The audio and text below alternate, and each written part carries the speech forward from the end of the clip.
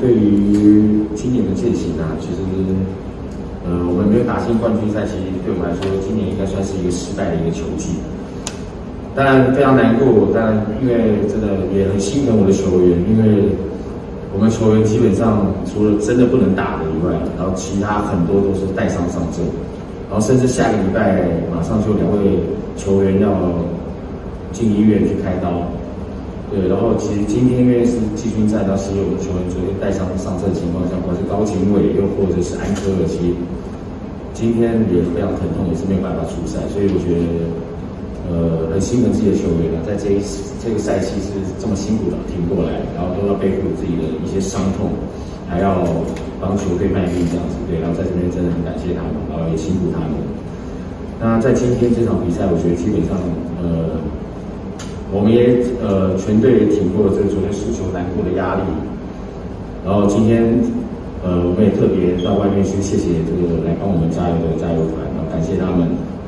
一路以来，虽然我们打进冠军赛，但还是相挺我们，然后来帮我们加油，对，然后很感谢他们，对。那我相信，对于今年挫败的一年，我相信明年我们会再回来，对，我们会再回来，回到我们冠军战，对。首先很谢谢教练给我们的那个机会，然后也谢谢践行给我们的支持，然后让我们可以无后顾之忧的在场上进行发挥，然后也很谢谢教练给我很大的包容，然后很大的空间，在场上尽情去发挥自己的才能，对，然后最后也很谢谢队友，就是不管是带伤上阵的还是没受伤，都是很认真的拼下每一场比赛，然后在做一场比赛就是毫无保留的，就是去享受。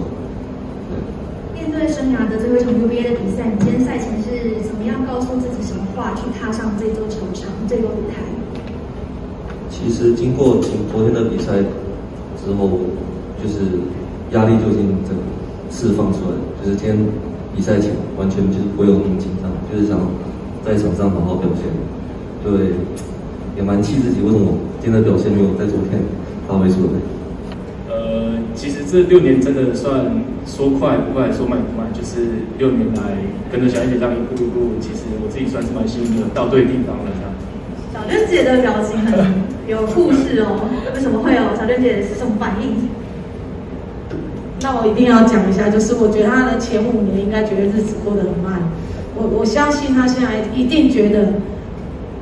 怎么这1年怎么这么快，尤其我觉得。真的有缺憾才会完美的原因，是因为威霆在那个淡淡的事件之后，其实让我真的觉得，等他6年是对的，威霆for you是对的，因为他有不同的体能，他更知道什么是团队。谢谢。最后，威霆有没有什么话想要对一手或是小娟姐说的？先谢谢教练这6年来的教导，然后以及包容很多的。对，那也谢谢这个球队一路上这么支持我们，然后让我们有这种舞台可以发挥。